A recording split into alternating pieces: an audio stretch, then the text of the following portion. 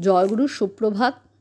আজ থেকে শুরু করছি দীপরক্ষী গ্রন্থ প্রথম খণ্ড থেকে পাঠ।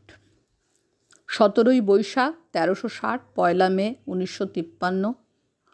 গতকাল রাতে সিসি ঠাকুর আমাকে বলছিলেন, কাল থেকে প্রফুল্লর কাছে খাতা নিয়ে বসবি, লেখা শিখবি, যা কয় শুনবি।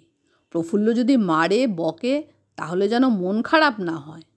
তার কথা মতো আজ সকালে প্রফুল্লদার কাছে এসে বসেছি। প্রফুল্লদা একটা নতুন খাতা দিলেন সিসি ঠাকুরের কথা লেখার জন্য। সিসি ঠাকুর বিকালে জ্যোতি আশ্রমে দক্ষিণাস্য হয়ে বসে আছেন। ননিদা, যতীনদা, শরৎদা প্রমুখ জ্যোতিবৃন্দ উপস্থিত আছেন। কিছুদিন আগে শচীনদার পুত্রের মৃত্যু হয়েছে ইলেকট্রিক শক লেগে।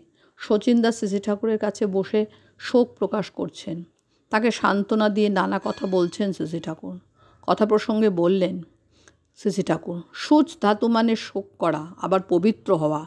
সূচ মানে ক্লেদ বিসারকও হয়, অর্থাৎ যে ক্লেদটা জমে সেটা সরিয়ে দেয়। যার ব্যক্তিত্ব যতখানি স্ট্রং, সে এনভায়রনমেন্টকে ততখানি মোল্ড করতে পারে। এই যে আমার মেয়ে সাধনা মারা গেল, বড় বউ এসে ঘরে ঢুকলো, কিন্তু একটা গর্জিয়াস রকমে। ওর ওই অবস্থা দেখে আমারও শোক সেরে গেল। অভিমন্যু বধের পর অর্জুনের শোকাবেগ হয়েছিল।